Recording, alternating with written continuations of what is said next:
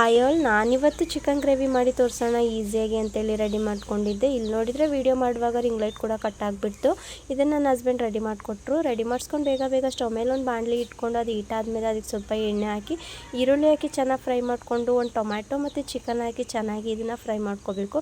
ಇವಾಗ ಅರಿಶಿನ ಪುಡಿ ಮತ್ತು ಉಪ್ಪು ಹಾಕಿ ಚೆನ್ನಾಗಿ ಮಿಕ್ಸ್ ಮಾಡಿ ನಂತರ 1.5 ಟೀ ಸ್ಪೂನಷ್ಟು ಚಿಲ್ಲಿ ಪೌಡ್ರ್ ಹಾಕಿ ಇದನ್ನು ಚೆನ್ನಾಗಿ ಮಿಕ್ಸ್ ಮಾಡಿಕೊಂಡು 1 ಟೇಬಲ್ ಸ್ಪೂನಷ್ಟು ಶುಂಠಿ ಬೆಳ್ಳುಳ್ಳಿ ಪೇಸ್ಟು ಮತ್ತು ನಾನಿಲ್ಲಿ ಕರ್ಬೇವಿನ ಸೊಪ್ಪು ಆ್ಯಡ್ ಮಾಡ್ಕೊತಾ ಇದ್ದೀನಿ. ತುಂಬಾ ಚೆನ್ನಾಗಿರುತ್ತೆ ಟೇಸ್ಟು. ಇನ್ನು ಅರ್ಧ kg ಚಿಕನ್ಗೆ 3/4 ಗ್ಲಾಸ್ ಆಗೋವಷ್ಟು ತೆಂಗಿನಕಾಯಿ ಹಾಲು ಹಾಕ್ಕೊಂಡಿದ್ದೀನಿ. ಇದನ್ನು ಚೆನ್ನಾಗಿ ಮಿಕ್ಸ್ ಮಾಡಿ ಉಪ್ಪು ಖಾರ ಕರೆಕ್ಟಾಗಿದೆಯಾ ಚೆಕ್ ಮಾಡಿಬಿಟ್ಟು ಇದಕ್ಕೆ ಒಂದು 5 ರಿಂದ 6 ನಿಮಿಷ ಇದನ್ನು ಚೆನ್ನಾಗಿ ಕುದಿಸ್ಕೊಂಡ್ರೆ ಲಾಸ್ಟಲ್ಲಿ ಕೊತ್ತಂಬರಿ ಸೊಪ್ಪು ಹಾಕಿದರೆ ಬಿಸಿ ಬಿಸಿಯಾಗಿರೋ ಚಿಕನ್ ಗ್ರೇವಿ ರೆಡಿ ಆಯಿತು. ಇದ್ರ ಜೊತೆಗೆ ನಾನು ಚಪಾತಿ ಮಾಡ್ಕೊಂಡಿದ್ದೆ. ಚಪಾತಿ ಮುದ್ದೆ ಹಾಗೂ ರೈಸ್ ಜೊತೆಗೆ ತುಂಬಾ ಚೆನ್ನಾಗಿರುತ್ತೆ. ನೀವು ಕೂಡ ಒಂದ್ಸರಿ ಮನೇಲಿ ಟ್ರೈ ಮಾಡಿ ಕಮೆಂಟ್ ಮಾಡೋದನ್ನು ಮರಿಬೇಡಿ. Thank you so much.